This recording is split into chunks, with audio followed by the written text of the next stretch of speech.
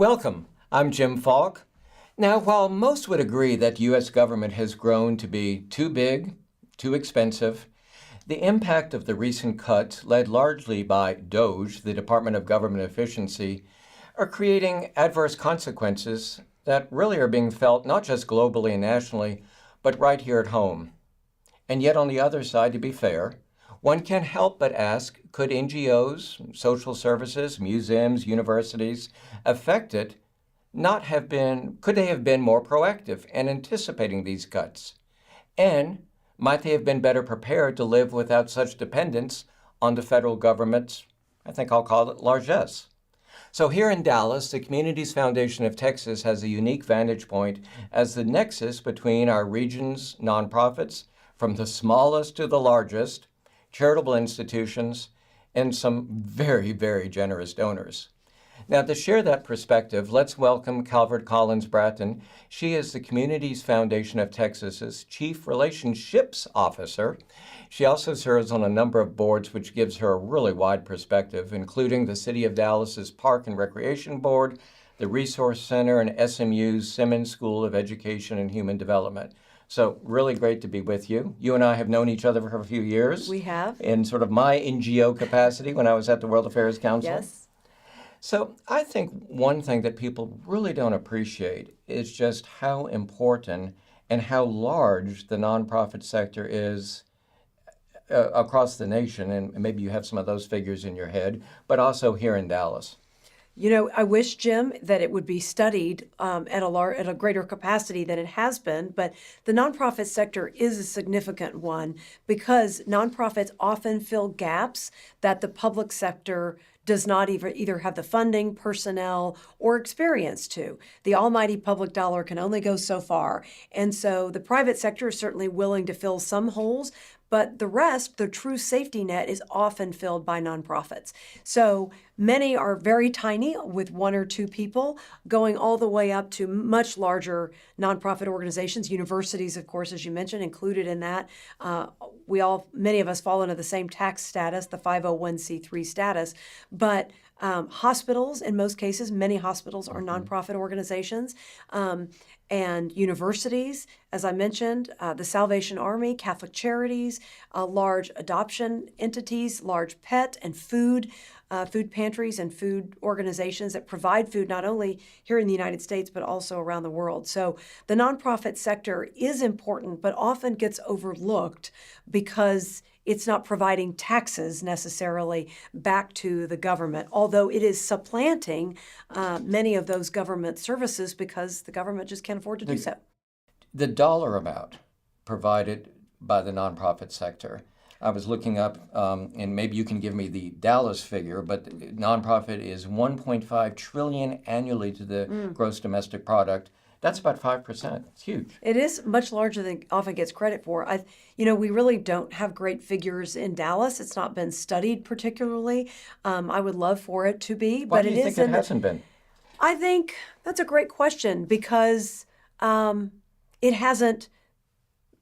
Even though while it's made a difference, it maybe hasn't on some bottom lines, and maybe there isn't the feeling that there's enough population working in the nonprofit sector that isn't producing. They Which have isn't output. true. I mean, You're exactly right, but there are still thousands of employees working in the nonprofit sector, but they may not fit into a perfect box on a questionnaire. And so I would encourage, the census and the Federal Reserve that does study employment data. I would love to see that kind of research done so that we really do have good perspective. If nothing else, the last few weeks have shown us that every sector we need to know who's employed in what their funding sources are, what work they're doing, the vital impact that they're providing in their communities, whether that's hyper-local or national or international. Now, as we record this, DOGE has been in place for almost 100 days, and their impact is being felt across the board. But something I'd like you to talk about more is when an organization like USAID, United States Agency for International Development, is dismantled, essentially eliminated, the ripple effect to the nonprofit sector is really consequential. There are, a lot of refugee services. Dallas, a lot of people don't realize that, in the Vickery Meadow area of the city of Dallas, there are thousands, tens of thousands of refugees who were resettled by the United Nations to those neighborhoods to get them out of conflict, war, crisis. And so they were forcibly removed for their own benefit to those neighborhoods. And so where they would have safety, education, stability, many of them have taken language classes and work. Well, now a lot of the nonprofits that serve organizations that help with refugees are concerned. They don't know. There may be a pause in their funding. They don't know what long-term. Catholic Charities, right? That's one organization exactly where their refugee services have been targeted. But those folks are here. I mean, they were removed by not of their own will, but for their safety in partnership with the United States to resettle here. I mean, that's been done all over the country and for decades. Yeah. So there are, while Catholic Charities is one organization that does have a pretty wide net, that's still a crucial part of their services that now they're concerned about how will they receive. Well, I know they've already laid off people who are working on refugee resettlement. And another organization that people might not realize is Junior Achievement. Junior Achievement have done lots of training on financial literacy yes. For, I remember years ago, the Boys of Sudan, when they first came. There was workshops that they were given. I mean, these things are just fundamental to our communities. But Junior Achievement even provides financial literacy for families here in Dallas that are born and raised here and just haven't had the opportunity to know about taxes and credit and just basic components of living. And so they start with kids, but they also help train their parents. And so think about how can they manage a budget as an adult if they don't have any training or learn about that in school. And often schools are stretched thin, and their budgets have been cut in many recent years. And so what is the first thing to go in tight budget times? Those extras, the extracurriculars, the additional support services. And so that's why organizations like Junior Achievement are so helpful to not only the students but their parents and to the schools, because it helps educate the entire child and family so that child and family can flourish and live on their own. Why do you think people aren't more aware of the role of nonprofits, including the 20-something DOGE people? They likely haven't either been exposed or perhaps touched by the services in as much that they know the name by name. So I would presume that most DOGE employees went to college. Those colleges are by and large either public or privately funded, and so are nonprofits as well. And so they may have participated in the Boy Scouts or the Girl Scouts. Those are also nonprofit And they may not know organizations. Meals on Wheels. Correct. But you'd think they would know Red Cross, Alzheimer's Salvation Army, Association, Salvation Army. Hospitals. Yep. They often don't, nonprofits don't often toot their own horn because their existence is to serve. To their mission-focused organizations. They toot their horn to the donors, perhaps, but not enough to the people who they really serve. It's something I tell many nonprofit organizations. You need to tell your story, not just to the donors, but to the greater community about the services, That's critical a really good services point. that you're providing. At Communities Foundation of Texas, we're the largest community foundation in the state and among the largest in the country by the amount of assets that we manage. We are effectively a charitable bank or investment service, but our sole focus, we're a nonprofit organization, we're a foundation. Our purpose is to build thriving communities for all. And that's about connecting donors to the organizations doing that good work. And we believe in health, wealth, living, and learning. That's what helps everyone, those communities thrive. And so we want to make sure that our donors will always have a safe place to give their dollars to and through their various donor advised funds and others that we manage. But we also want to ensure that nonprofits can be healthy, can be self-sustaining, and can continue to provide those services that we understand the government and the private sector are not going to. And are not going to be able to. Exactly. So, what we're going through right now is unprecedented. There are two issues, or maybe more than one. You have all these cutbacks in federal funding. You have uncertainty about the economy.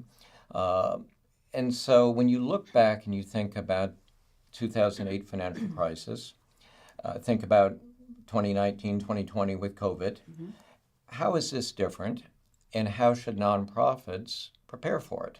That's a great question. 2008 and COVID were different because we knew there was government funding that was going to support the various sectors that were impacted. We knew with the financial crisis in 2008, the Stimulus Act, the government quickly, the TARP funds, and under President Bush that then rolled into President Obama, there was immediate response to government bailouts. So there was an infusion of tremendous amounts of capital into the market to keep banks afloat and big financial institutions as well, the lenders that small businesses and large rely on.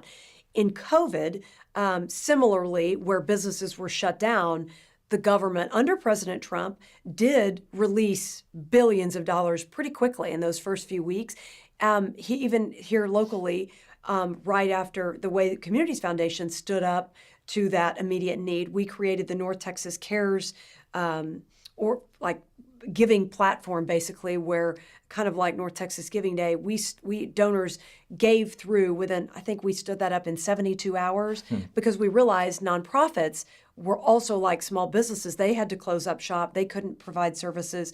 So donors gave to the North Texas Cares Fund, and we deployed those dollars, those grants, no repayment. They were pure grants to those nonprofits providing critical work. That was for PPP, personal protective equipment, PPE. It was for personnel, for childcare, so that our first responders could keep working in the healthcare system, taking care of the sickest patients at the time. So in those cases, there really was sort of light at the end of the tunnel. Correct. Right now, there's such uncertainty. Right. And so I think that's what's challenging for businesses as well as nonprofits, is they just don't know what is the next 60 or 90 days going to look like. How can we budget? How can we hire? Do we need to lay people off? Can we, in the cases of, where food is manufactured for, large food organizations, where they're buying food that is not manufactured in the United States, how much more expensive is that going to become? And then how are we going to get it out to the folks that need it, not just domestically, but internationally as well? Now, you and I both know, and it's one of the reasons we have lived here, is North Texas and the people are so generous. I mean, there are very few communities that react and support each other the way this town does. And yet, again, because of the word uncertainty, are you seeing sort of a hesitancy, a pullback, canceling of pledges? How are donors looking at the needs? I was talking to someone, a wealthy citizen in this good city, and she said she could not believe the number of appeals she's getting by mail, by telephone, of organizations saying, we need your help. Well, that is undeniable, that nonprofits have realized they don't know what the next 60 or 90 days is going to look like, and so they need to reach out to their loyal supporters, past, present, hopefully to be future, because they need to be able to plan, and they don't want to lay people off. I would say there's a general sense of wait and see, not knowing if how the tariffs are going to potentially destabilize the economy when roller coaster with the stock market. Absolutely. Yeah. And so, a lot of nonprofits do have the sophistication. They can accept stock. It's often more advantageous for a donor to give stock than cash. Cash is king, but nonprofits need to be smart and think about other gifts that they can accept. So that could be real estate, personal property, stock, oil and gas reserves. That's a way that CFT supports nonprofits, is we can be that middle person that converts those assets to cash for the benefit of the nonprofit. Sometimes you need that really quickly. Yeah. So stock has been tends to take a couple of days to liquidate, but I would say we're seeing more of a wait and see approach. It doesn't mean that donors won't come back. It just means that they're sitting back and thinking, I love this organization, but should I give now or should I wait? Will they come back when there's a true emergency? Very few nonprofits have a rainy day fund that they need to have. I mean, maybe one thing to look at the Dallas Symphony or the Museum of Art, but your typical service organization doesn't have that what should they have? 9 months, 6 months, a year? At It's not least, there. yes. So have you all established an emergency fund, or have you given thought to that at CFT? We have talked about that, similar to like what happened with the North Texas CARES, where we needed the only way that some of these organizations were going to be able to stay afloat was emergency grants. We haven't seen the level rise to that yet, but fortunately, there are a lot of good business people that sit on the boards and in the leadership roles at a number of nonprofits, particularly the medium and large sized ones. So they do have some operating reserves. Some do also have endowments. You know, endowments only let you spend a certain amount per year. So that's obviously the question that has come up with Harvard, as it has a very large endowment. Right. Is it going to be able to dip into that endowment to meet, to replace some of that federal Yeah, funding? the reporting really hasn't been accurate, because when they say about that Harvard endowment, they're not saying, well, in reality, they can only use some of that. Correct. And much of it is restricted, probably. Much of it is restricted, and donors do have restrictions in not only in endowments, even in operating reserves. And so I would say more organizations probably don't have enough rainy day funds or investments. They probably just have maybe 3 or 6 months of cash on hand just to make payroll. Yeah. So if there is a silver lining to this, I hope that it is that there is more focus on the pro formas and those long-term sustainability for nonprofits, because there will, beyond this administration, there will be future roller coasters in market times. We've seen that over the last 20 years.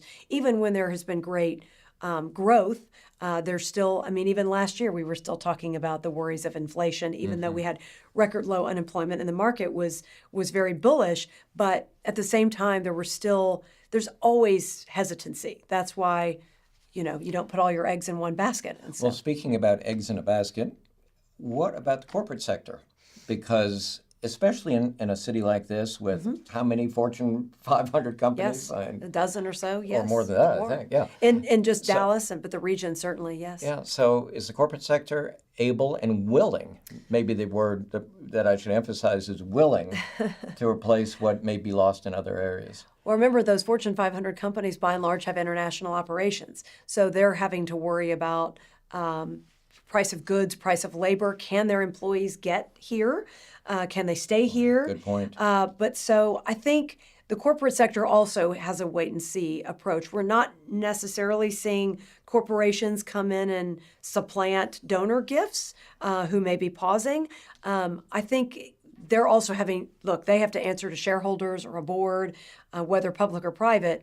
They still have to worry about their own bottom line. And the environment has changed somewhat, too, in the corporate sector. It has. I would say, what we saw 20 and 30 years ago in Dallas, where corporations wanted to have, their names on a donor wall, we haven't seen that probably to the grand scale that we did a number of years ago, where, corporate titans sat on every board, and that was the expectation. They might have grown up here and had That's real right. ties to the community. That's right, because the company, especially, we also have to remember a lot of companies have moved here for tax purposes, business regulation, and so Texas is a very good state to do business in, but they don't have that ingrained loyalty to the community. To the community. I think some have really done a good job of growing that, hiring homegrown talent. I anticipate, we'll see that more, like when Goldman moves more of its employees, more of its population base. I think they'll hire more locally. They already have about 1,000 employees here. I don't mean to call them out by name, but they've said we are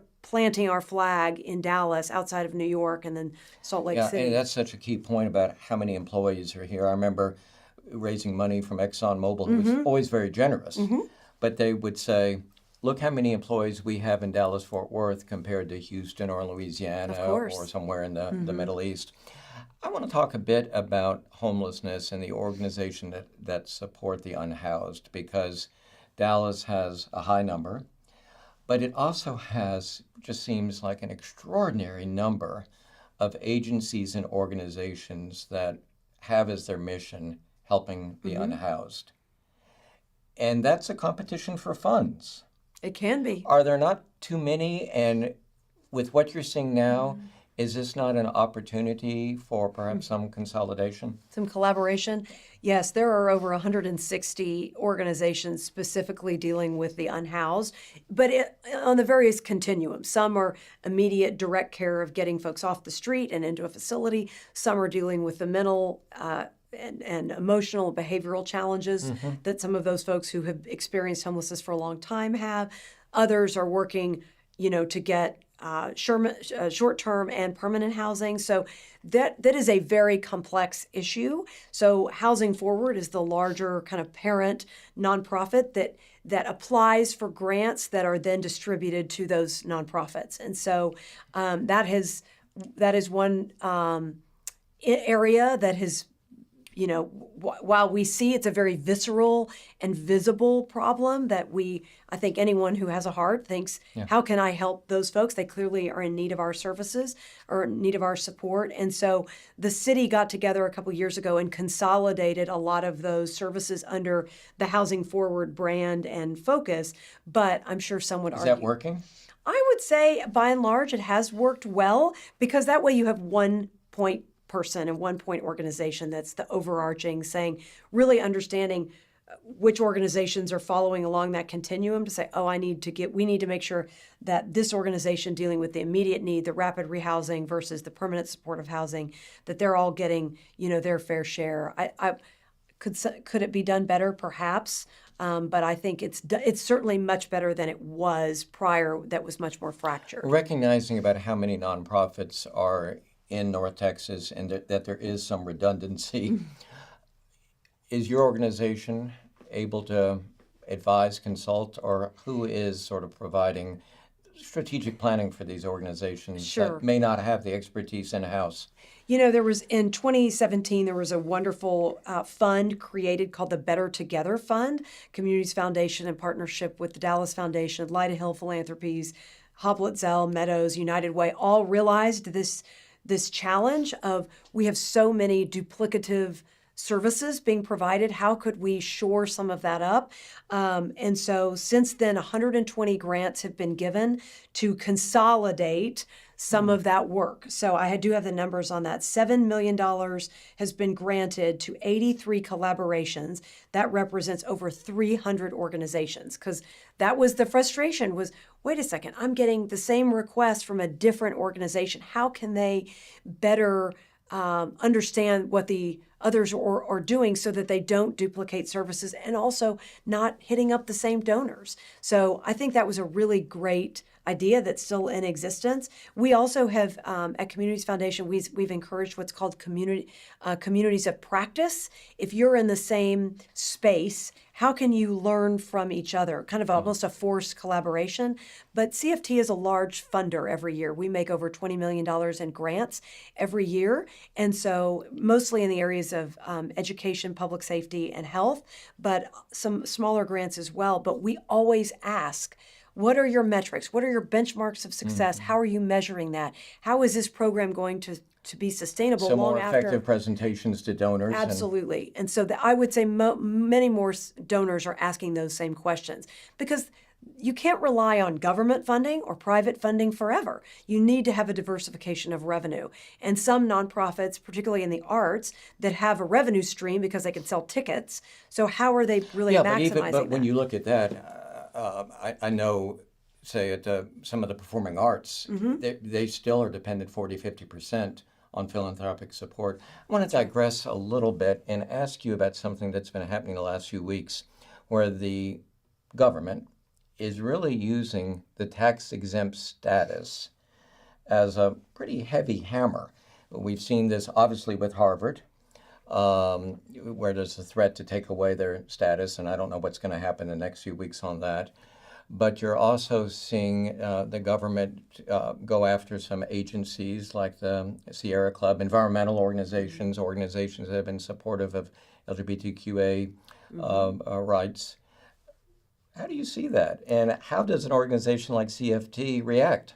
Well, we have to keep supporting the organizations. You know, we don't know what the future is going to hold. We're going to hold steadfast to our mission, a mission of building thriving communities for all, looking at how is that organization specifically affecting the lives of North Texans.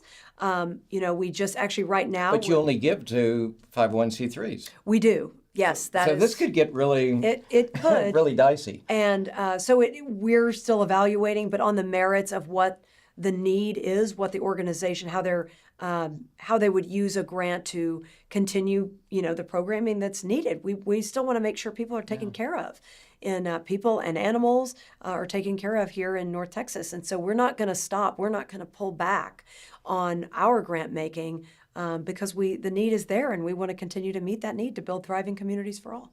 So when you're meeting with donors now, what do you advise them?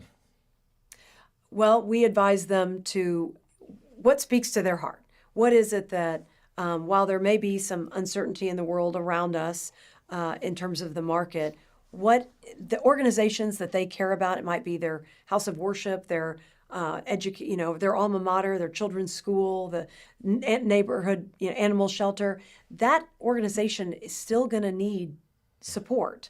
And so we encourage donors to keep giving. Preferably, if anything I could encourage folks to do is to keep giving, give unrestricted dollars, not just to a particular program or service. As a former nonprofit Yes, leader, yes, unrestricted, that's the best. You can give, a quick plug for North Texas Giving Day. That is a website that program we started 17 years ago. We serve 3,200 nonprofits in North Texas through that website. CFT covers all the credit card fees, but it's a way to support those nonprofits. And I would also say, look behind the curtain and realize how important these agencies are. Thanks so much for being with My us pleasure. today. Really Thanks for having appreciate it. So sometimes two things can be true. For instance, while the results of a recent Harvard-Harris poll showed that 3/4 of Americans support the DOGE-led actions to reduce fraud and waste, it's also true that a growing number of people are expressing concern, if not outright opposition, to the impact these cuts are having on their libraries, parks, and hospitals, and many, many more.